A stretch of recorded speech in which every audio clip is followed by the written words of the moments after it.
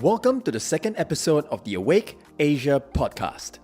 This podcast is about crossing cultures and borders to share stories about everyday people doing extraordinary things. Each episode, we share knowledge, inspiration, and stories of triumph to help you live a fitter, healthier, more purpose-driven, conscious lifestyle. My name is Luke, and along with my wife Emily, we are the creators of awakemethod.com. Today, we have Stephanie Dickson. Stephanie is a marketer, event organizer, and an avid connector of conscious individuals and brands. She's also a 2-time TEDx speaker and the founder of Green is the New Black, Asia's leading guide to conscious living. In this episode, I chat with Stephanie about what prompted her to change her career direction to advocating conscious living, fashion, and sustainability. If you're wanting to dip your foot into eco or ethical living and fashion, get to know some new conscious brands, or if you're thinking about speaking on TEDx one day, this episode is for you. I hope you get some inspiration from this session. When I walked into Stephanie's apartment, I was gobsmacked with the view of the bay she had. I took a picture of it, and it's in the show notes. You'll know what I mean when you see it. For now, let's get straight into the conversation. Enjoy!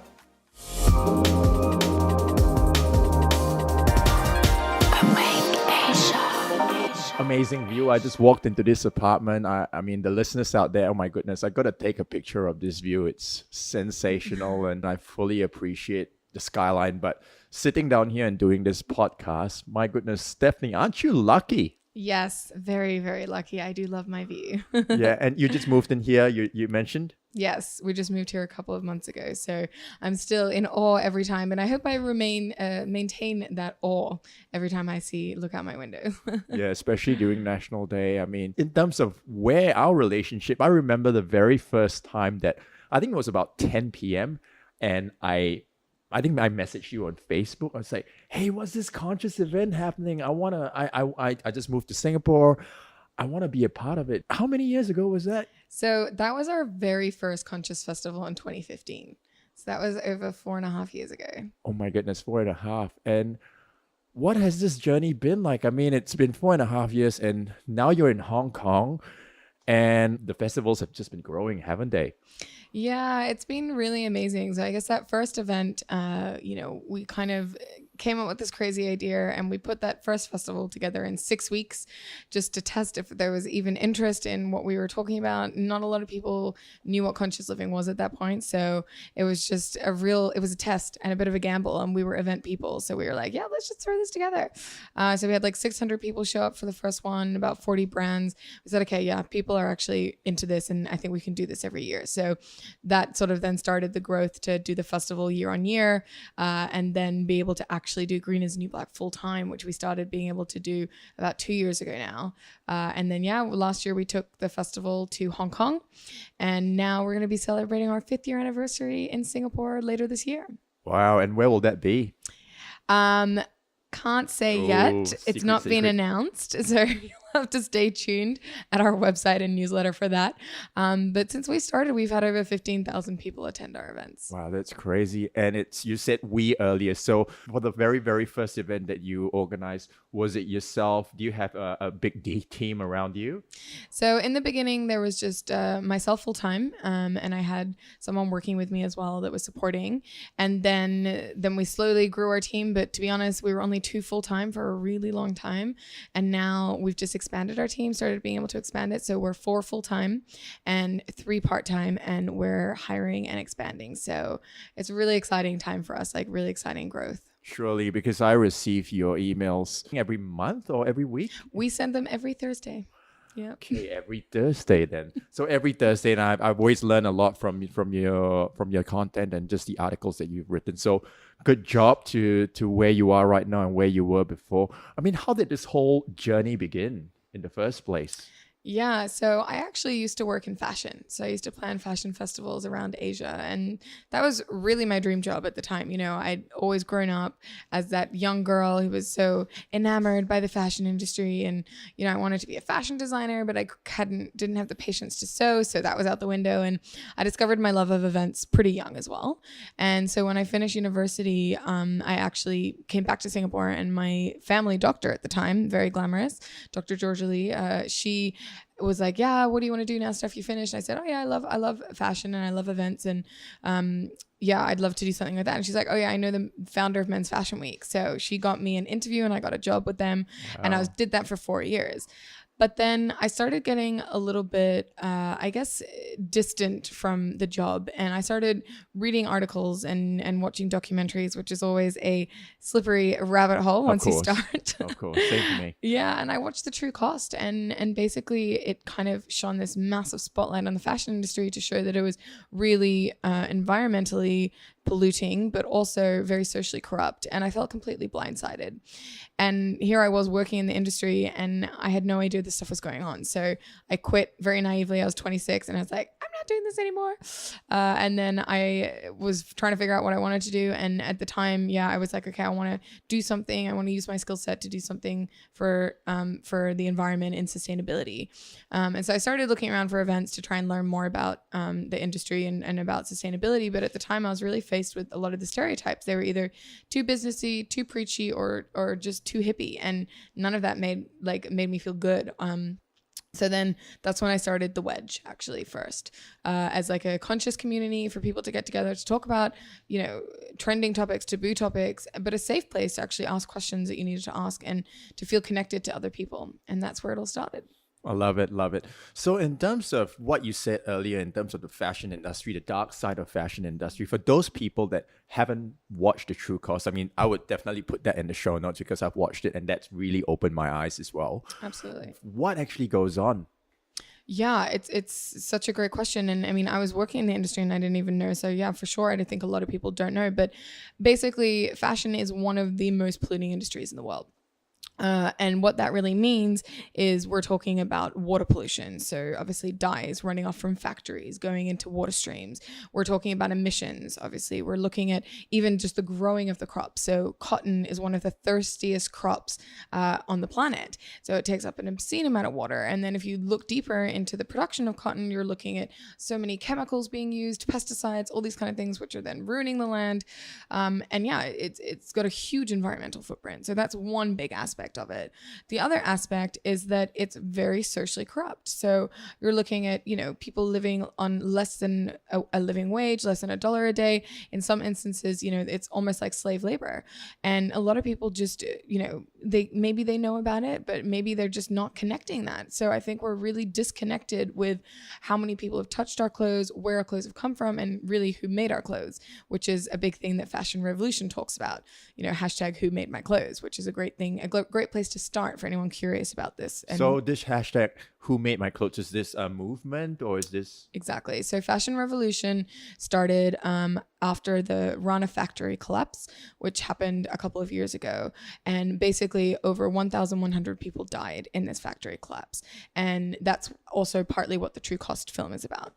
And basically what happened is there was reports that the building was going to be collapsing or that there were cracks in the building, and it got ignored. And in the end, the building collapsed and over 1,100 poor souls died. And so there was a lady in the UK who then founded Fashion Revolution that had an epiphany moment where she said, this cannot go on. We need to revolutionize the industry. And so she started this movement with asking brands, and her whole movement was hashtag who made my clothes. Now it's a global movement with chapters all around the world. It happens every year in April. And it's really, to commemorate the people that were lost, but also to bring this back into the spotlight and say, we cannot forget what happened and we need change and we need a revolution. Definitely, I'm going to be looking into that. So back to the Rana Plaza disaster, because I read about that and it was just so tragic. And from what I read as well, it was quite known brands that are associated with this particular disaster. I mean, I think it was some of the main ones, to be honest. I don't remember off the top of my head, and definitely I think H&M was involved, but I really can't remember exactly. But it's the information's there. It's very easy for people to find. So in terms of, you mentioned H&M, my understanding is these days I noticed that H&M is now advocating conscious fashion. What's your take on big brands and fast fashion moving into this direction? Such a loaded question. It is, isn't it? But I will give you my answer. So for me, I guess there's two parts. Firstly, it is still fast fashion at the end of the day. And no matter what, we do need to be very aware of our consumption and the choices that we're making. So no matter where we're at, we do have to understand the impact that our choices make and where we're spending our dollars. That said, I think that for a global company like H&M to take such innovative steps with their conscious collection, but further to that, to actually be investing very heavily into recycling and circular solutions is something that we do need to give them props for on some levels. I think, even though there's a lot of commentary online about H&M at the moment because of their conscious collection, because some people see it as greenwashing, some people see it as, just a marketing ploy and all these kind of things. But at the end of the day, they are deeply committed to looking at circular solutions, and they have very audacious goals, which you can find on their website, about having fully circular systems for the fashion they're creating. What that means is they want to be collecting back as much as they are producing in terms of fabric, tons of fabric and materials, and they want to be recycling that. So right now, we're not at a stage with technology where we can recycle blended fabrics. And some of these materials, it's not recyclable, but they are working with some of the leaders in the world to create these circular solutions. And they're doing a lot of that behind the scenes. And now I think it's around 50% of the fabrics that they're using are more sustainable than previously. And they just launched for Earth Week and also for Fashion Revolution Week a transparency element to their website. So if you look at their website, you look at the items, they now tell you which factories the items were made at. And they are taking real big steps. And so part of me feels like we do have to commend them for this. We do have to be like, you know what? More brands need to do this. And they are setting a good example in some aspects. Of course, there are other parts of their business which still need some work, but everyone's in a work in progress. Sustainability is a journey for everybody.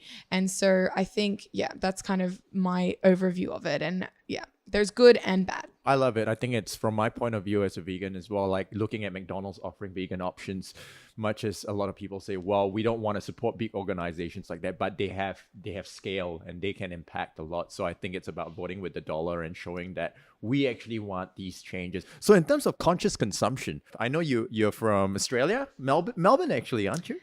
So I did university in Melbourne, but I'm from Sydney. Oh, Sydney. Okay, yeah. Sydney cider. So comparing Sydney or Australia in general to the level of consumption to Hong Kong and Singapore, what's your take on that? As in how much people are buying or their level of consciousness? Consciousness and mass consumerism. Again, it's another great but very loaded question. I think, to be honest, I still see a lot of consumption in Australia. Australians love fashion.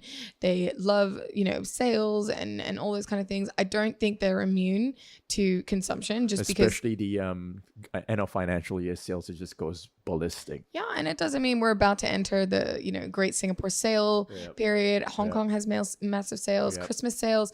I don't think they're much better when it comes to fashion anyway. In terms of other consumption habits, I mean, in Australia, I guess we're fortunate that we have a lot more access to organic fruit and vegetables. We have a lot of natural resources, which keeps the prices a little bit lower. Somewhere like Singapore, we're obviously importing the majority of our food. So I think it's on a case-by-case basis, you kind of have to look at it. But it's such a tricky question because I don't live in Australia. So I only see a little sample of it when I go back. So I can't really do a deep comparison because I'm not living there and I don't see it on a day-to-day basis. So in terms of living, how did you come over to Singapore? You mentioned you did high school. Was that your parents came over, or what was your story moving from Sydney to Singapore? Yeah, so I moved around a lot actually as a child because of my dad's job. So he was in money markets, and so we moved a lot. And I think I've lived in something like over 22 different residential addresses, and I'm 30. Wow. So I've moved a lot in my life. And yeah, so I was in Singapore. I'm a third culture kid, basically, which is why I don't sound very Australian. And my parents are Scottish, so I grew up a lot in Asia. So I went to high school in Singapore, and we moved here originally for my dad's job back in 2002, I think. And so yeah, we were here for 4 years, and then I went away to university, and then I came back because I got that dream job at the time, and yeah, I've been here ever since. Awesome. You mentioned earlier with the wedge and green is the new black. I want to go back to that. So what's the difference between the two? So I started the Wedge first. That was my first company. And it was the series of events that I was talking about. So these sort of monthly events around the taboo topics that we really wanted to address. So I started with that. And in the beginning, I was a struggling entrepreneur, trying to figure out my way, trying to figure out what I really wanted to do and figure out how I could be, as I said, part of the solution for sustainability. And so I started the Wedge and I used my skill set to do consulting. So I was doing like social media marketing, consulting and event management for people to just like help to pay the bills. And so I was kind of doing side hustle in a sense. So the Wedge was that. It was, these event management and consulting services that we were doing. Then obviously we launched the festival, which was Green is the New Black. And that's when I was like, okay, this is what gets me so freaking excited to get out of bed. This is what I want to do. I want to be bringing people together. I want to be connecting brands with consumers and consumers with this understanding that actually everyone can be sustainable. You just need to break it down into little green steps. So that was when I ignited the fire and was like, hey, this is what I want to do. So after that, then it was like figuring out how we could make it so that we could do that full time. And so slowly we transitioned the Wedge out. And now the Wedge series of events is officially under Green is the New Black. In terms of your entrepreneurship journey, because being an entrepreneur myself, I've experienced a lot of challenges. What were your biggest challenges and how did you kind of overcome them?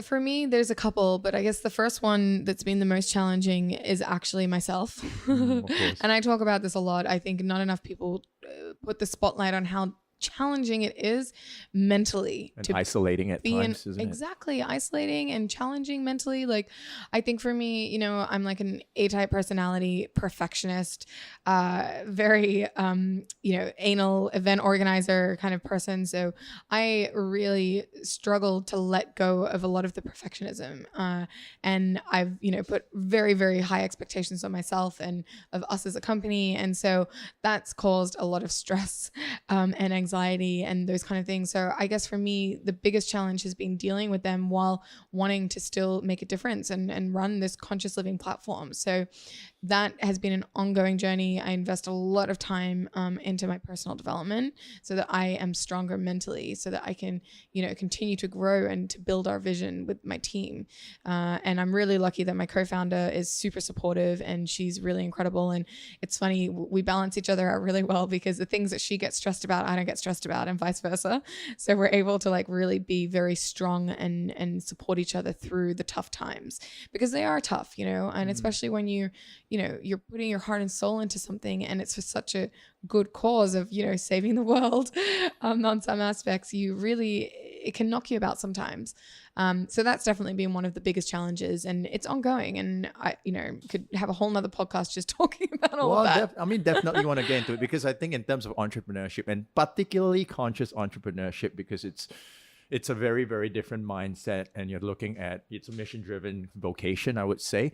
So, were you ever at any points where you're just like, oh my goodness, or your heart, you put your heart and your soul, you wear your heart in your sleeve. Were there any moments where you're just like, oh my goodness, I'm just close to just giving up? But in the beginning, yeah, there was a lot of times I was like, why on earth am I putting myself through this hell?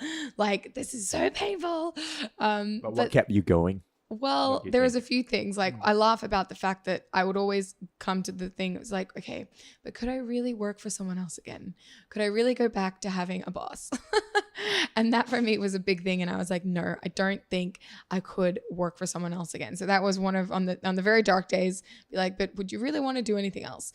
And then I find the passion again. And, and now I don't even question it anymore. I'm like, this is my life. I've signed up for this. I love my life. I'm so fortunate I get to do what I'm passionate about and continue to grow.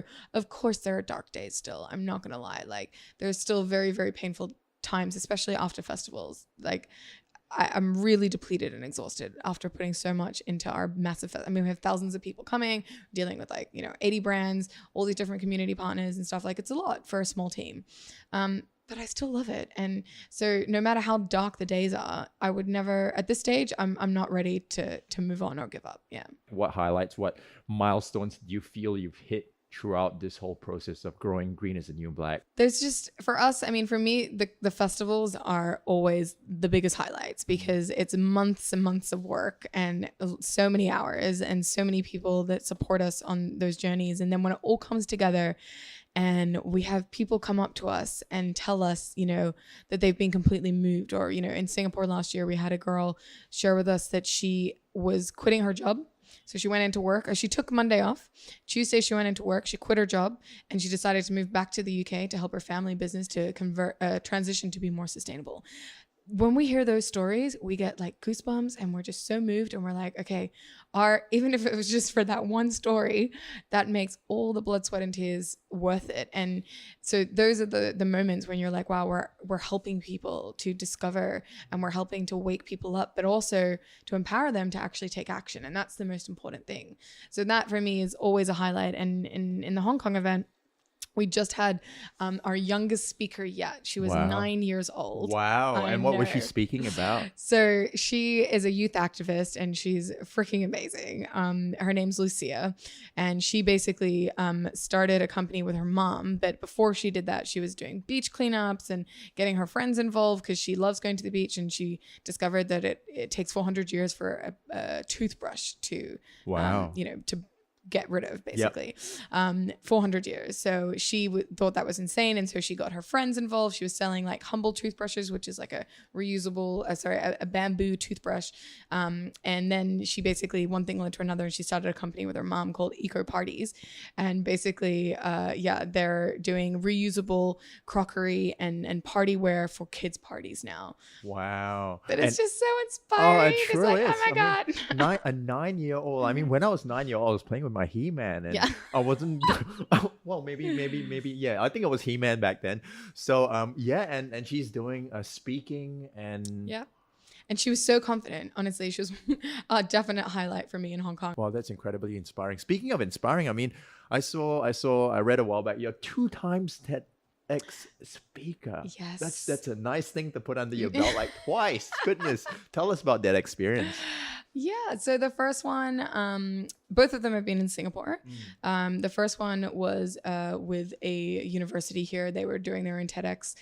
So that was really amazing. I spoke about conscious living, and I developed this conscious living ladder to kind of help people identify where they were at and what step they could take next on that journey. And then I did one last year with Procter & Gamble, so TEDx Procter & Gamble.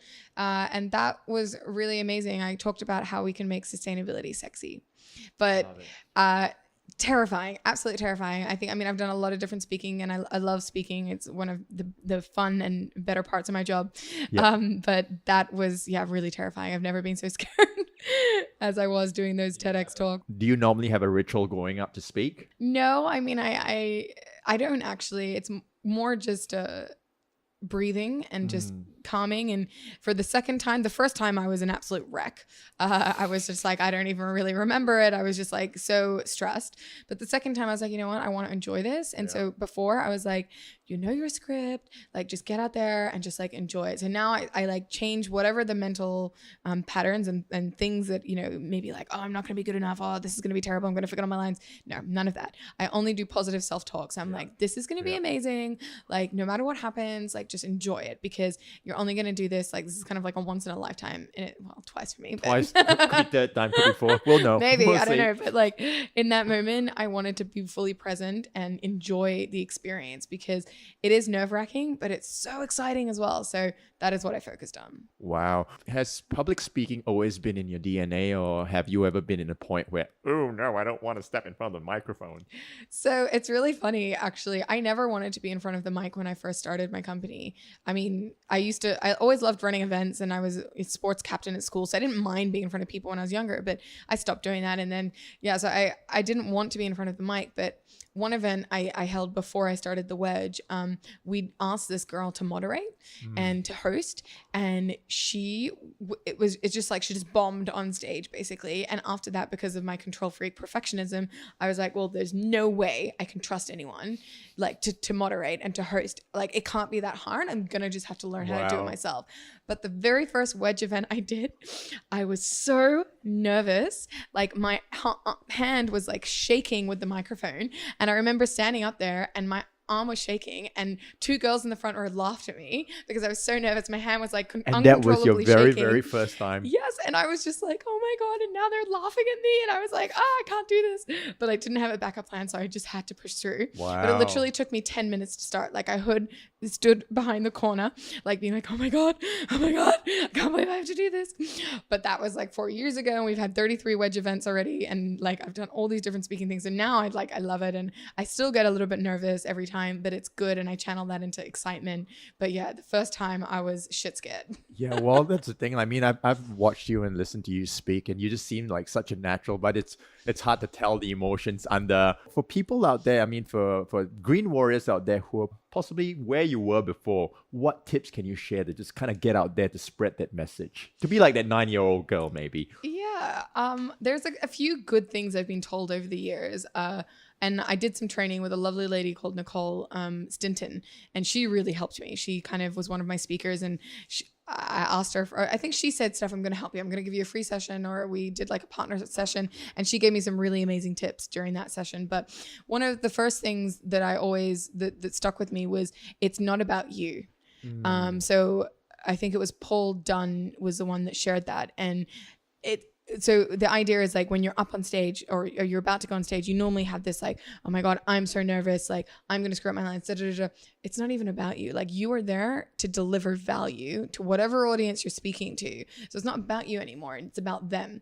You need to show up better because you're providing value to people that are sitting listening to you. So how can you help them? And that helped a lot to be like, okay, it's not about me. So when I can focus on the audience and I don't focus on how nervous I am. So that was one really big thing. Another one was learning how to breathe properly when on stage, and learning and just slowing down my words. So because normally what happens when people are nervous is they speak really fast. Yep. They speak really fast, they get sweaty, and because they're speaking fast, it triggers that emotion in their body, and then, it triggers that whole process. So instead of that, if you slow your breathing down and if you slow your words down, then actually your brain has a chance to catch up.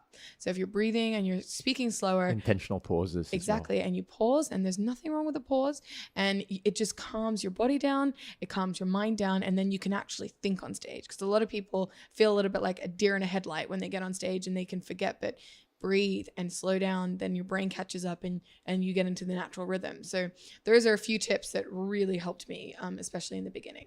Yeah, I think I was chatting with you a while back because I love how you moderate panels and how you interview. And I asked you about your inspirations. You mentioned Marie Forleo was one of them. Yeah. So maybe share with the listeners why Marie Forleo is your inspiration, and maybe other people that inspire you to kind of do what you do. Yeah, Marie Forleo is an absolute legend. And if you haven't seen her content, go to YouTube and watch one of her videos. Like, when I was first starting to be an entrepreneur is when I discovered her, when I was kind of figuring out what I was going to do and navigating through that process. And her content's just amazing. She's a great interviewer, but there was just two things that she said that really, really stuck with me. And one of them was, clarity comes from engagement, not thought. And that for me was game changing because I live in my head so much. I've got this constant dialogue happening in my head.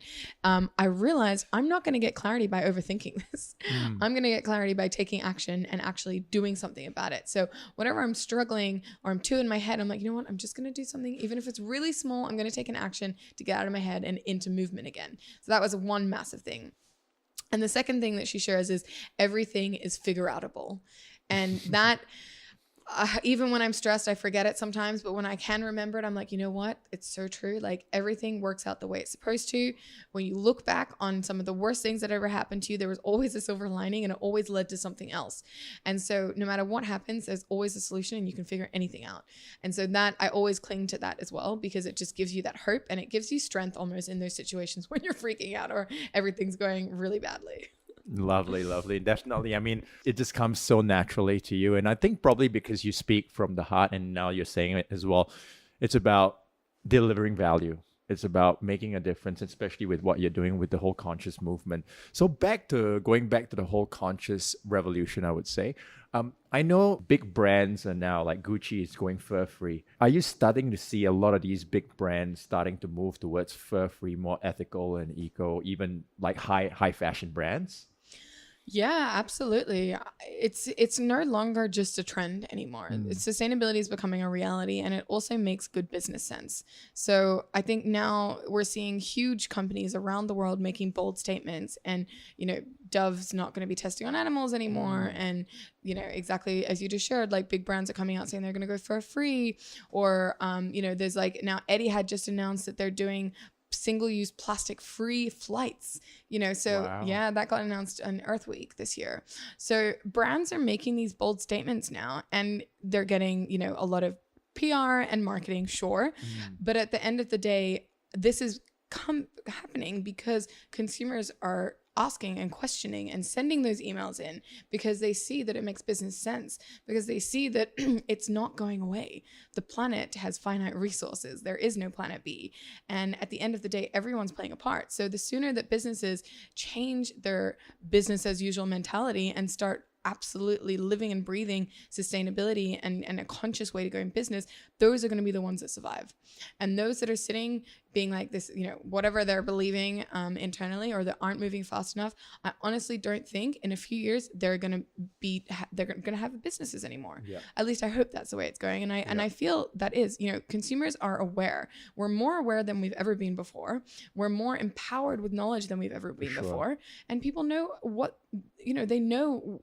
They're waking up to the fact that their actions, their dollars, their time matters. So yes, we're seeing more companies do it, but it's also not happening fast enough. Of course.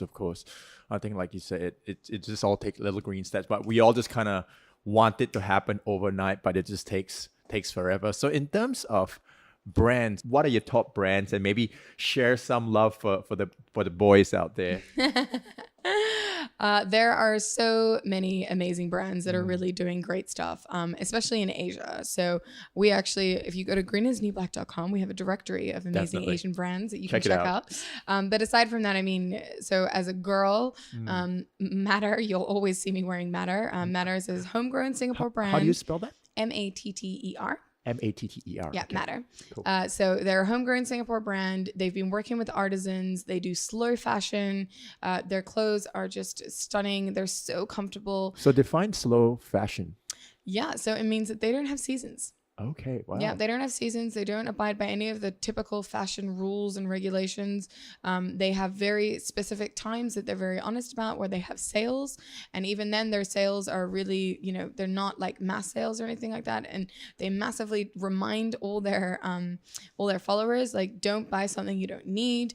They're really very conscious in the way that they communicate. And I have a lot of respect for what they've done. And what I also love about them is the fact that they have been very transparent about where they're at.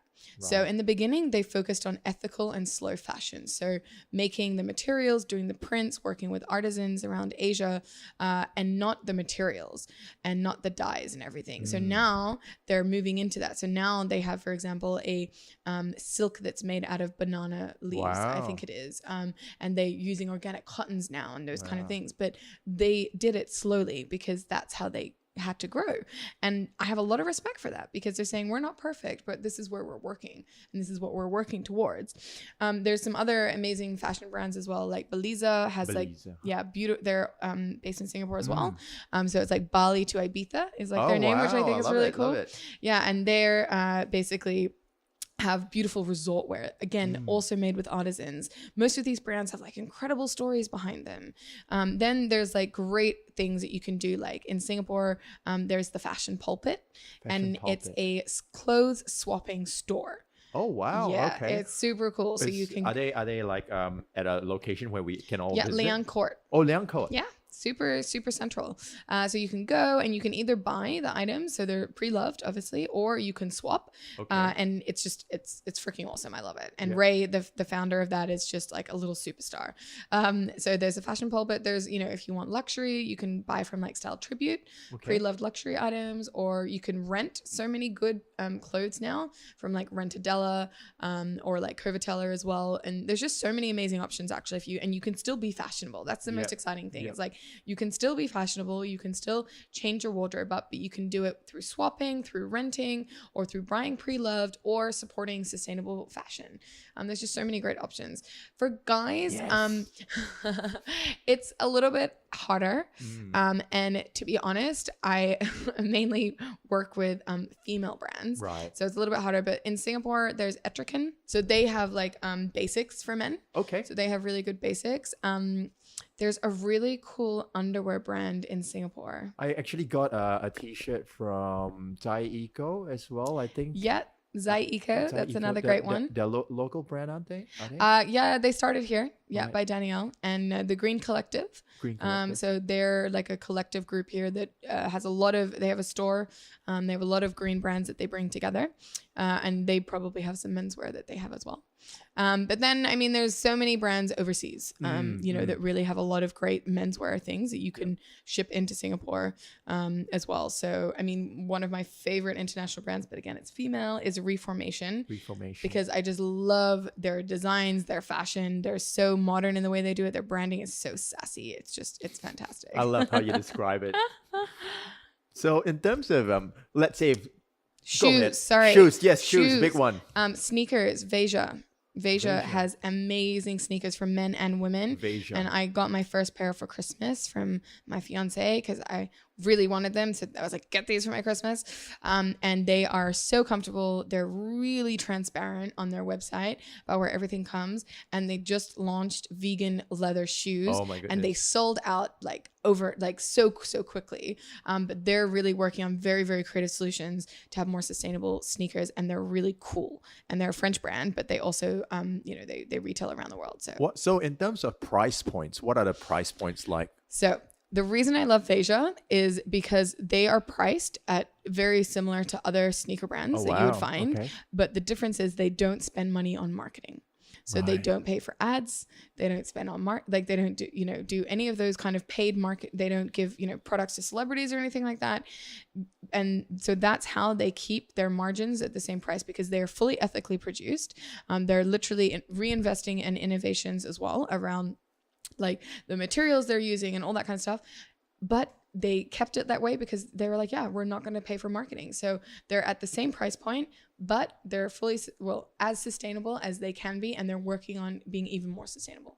Wow. Okay. For the listeners that aren't in Singapore and aren't in the region, are there any resources online that you can just kind of Google, like maybe that it could be a search engine for top ethical, eco-ethical brands? Is there any resource like that you know of? Yeah, so for those, if you're in Asia, you can check out greenasyblack.com, obviously. But if you're not in the US, there's one called The Good Trade. The Good Trade? There's also one called Done Good, that's in Australia. I think it's in Australia. There's also a massive one, or maybe the Done Good is in the US actually. I think that's the one that has they have a Chrome plugin, plugin. Okay. Oh, Chrome plugin. They have a Chrome plugin where we're on certain sites and then it tells you, it comes up with a more sustainable solution, a more sustainable option, for whatever you're looking for. And then it links to those sites instead. So that is very cool. So we've got a Chrome extension for sustainable fashion. That's where and products. It's not just, I think it's largely fashion, but some of it they have like bedding and stuff like that too. Okay, going back to, you mentioned dyes earlier. So if we look at fast fashion, what is the impact of those dyes on our skin? There are residue of chemicals and dyes on clothing, and most people do not wash their clothes when they buy them. Like I actually pre-wash clothes before I wear them because of I don't want to have any possible residue going onto my skin. But our skin's our biggest organ, and a lot of people don't think about how much we absorb through our skin. But it's also the same with beauty products, right? I mean, yes, your clothes and the chemicals that are in your clothes are obviously going to affect your skin, but a lot of people don't think about the beauty products and the amount of chemicals that are in our skin, or the products we're using in our homes in terms of cleaning products. And you think, like, especially if you have kids at home, you're using like very chemical heavy products and you're breathing all those fumes in, and your kids are breathing them in. It's really not good. Not good for you, not good for the air, not good for the planet. So I think we need to just be a lot more aware of what's in our products across the board, and understanding the impact that has on us and also on the planet. In terms of beauty care products, what are there any specific brands that you go for? Is this something that you look out for? For me, I've been slowly going more and more towards a naked beauty regime. Okay. So looking at how to reduce packaging, how to get more natural products, and really like work on cruelty-free products and all these kind of things. So it's been quite a journey, but there's so many products out there now that are performing as good. So the quality's there, but the impact is massively reduced. So for example, looking at things like even in just your shower, right? Like looking at how to have shampoo bars and shampoo conditioners, and conditioner bars. This is really awesome. And I love, it's so easy to travel with, and they're so easy to use, and the quality is great. There's a local brand here in Singapore called Skincare Co. And they have like solid shampoos and conditioners, and they're just fantastic. Like I love them. And you can use soap bars instead. So going a little bit, back to basics with some of the products, and then understanding the what's in these products as well. And like, because you got to think about the fact that when you're washing your hair or putting products on your body, it's of course affecting your body, but then it's going into the water streams, right? And it's going, into the systems. So that has a huge impact as well.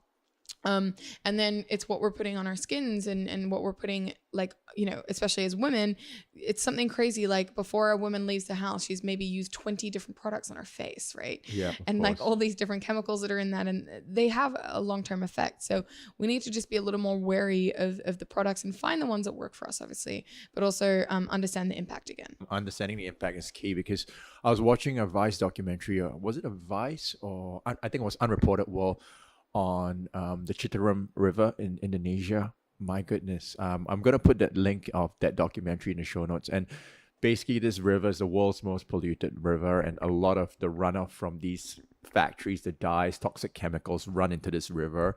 And the villagers actually use this river for bathing and drinking as well. You hear about stories like this. This is not an isolated case. And that's the really, the truth of the matter is that these water systems, people are living off them, and that's their livelihood. And yet it's being polluted by a few select, in the name of progress and growth and, money. Profits. Yeah, profits. So based on what you're sharing a little bit about sustainable fabric and materials. What new materials are there that are recyclable? I understand that companies that are making it from pineapple as well. Pinatex. Is that what it's called? Pinatex? Yeah. It's so cool. I mean, now there's fabrics that are being made out of orange peels. There's fabrics being made out of pineapple leaves and I guess extracts. I just read about shoes that are being made from like a tree trunk, not tree trunks, but like tree fibers that were, left over from the pulp and paper industries. Wow. There's a lot of very, very exciting materials that are coming out now that are, definitely looking at more sustainable solutions. And it's really exciting. I think, taking waste from one industry and being able to convert that into a product, that's what we're talking about when we're looking at circular products and solutions. It's just incredible. And if that can then be further recycled or further upcycled into something else, we're really extending the longevity of our products. And that is really the kind of mindset we need to be having. When people are designing products moving forward, they need to be thinking about the end of life of that product, what it could be converted to.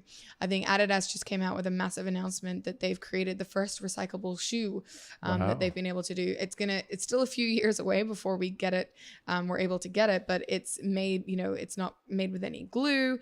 They've literally designed it so that it can be taken apart and parts of it can be reused after they're done. And that's the kind of innovative thinking that we need to be having moving forward.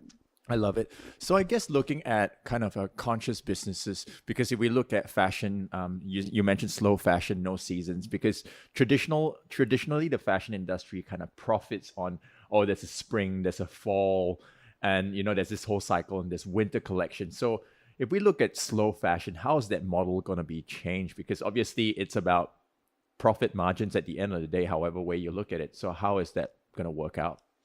Yeah, it's such a massive question. I think it's something that a lot of people are grappling with at the moment, but the current systems don't work. A lot of our systems are broken. And that's not just for fashion, that's across the board and many different things. So I think as we move forward, we need to be looking at the fact that we do have finite resources. So everything doesn't need to become circular. We need to have better solutions. So yes, the idea of this world of consumerism that we're in, it's not sustainable. It's not going to continue moving forward. So yes, right now it's still profit and but like the companies that are innovating and are investing in innovation right now are going to still be able to be profitable because we still need to have some resources. So if they're creating new products out of waste, then they're still going to be able to make money from that. So it's more about just getting more clever and smarter about the way that business is done and where they're investing their time and money. Where you are right now, if you could define your mission, what would that be? Making sustainability mainstream, accessible, and sexy. Oh, I love it. One sentence, elevator pitch. I love it. Where you are right now, what would you like to see more of in the world? For me, I would just love to figure out what the different triggers are for different people to get them to wake up faster. If there was one thing I would want to do, it'd be to wake a lot more people a lot faster to the fact that they're all playing a part. And there's a lot of people that we have conversations with or that we're seeing that, think that their actions don't matter. They think that they're just one person, someone else's mess, someone else to clean up. You're kidding yourself if you think your actions don't matter. Everything that we're doing has a ripple effect. The decisions we're making now are going to be affecting the next decade, the next 20 years, 30 years. I mean, we don't know what the future is going to hold, but we know that the decisions we're making now are affecting that future. And that's across the world. So I don't know. I think I would just wake people up faster, figure out what is going to be the deciding thing, whether it's their health, whether it's, their children, what is the trigger that's going to get them to start acting differently. I love it. So I guess we want to go into practical steps now. So for listeners out there who I know you're big on the little green steps. So if someone's listening to this podcast right now wants to make this kind of shift, how would they start and what would they do? So one of the biggest things I think is just saying no to single-use plastic or single-use items. There's just no excuses anymore. We don't need these products.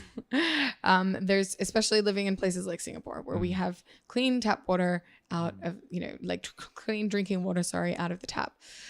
So, have your reusables with you. Just start doing and if you think that's too challenging, just start taking note of how much plastic you're using on a day. Just one day. Just look at all the different single-use item plastic that you're using. But saying no to that, having a reusable water bottle with you, taking your bag, these kind of things matter. Further to that, of course, we talked a lot about fashion. So really looking at where you're spending your dollars, how you can be more sustainable, look at clothes swapping instead, looking at secondhand, or looking at supporting sustainable brands. That's another big thing. I think if you care about climate change and you really care about sustainability, you have to look at your diet. Of course, which you know much more than I do about, but the impact of agriculture, meat and dairy on the planet. If you just want to do one thing, give up beef or reduce your meat consumption and just try to go green, whether you go green on Mondays with David Young or you just pick a day, or if you're having meat twice a day, then start having meat once a day instead.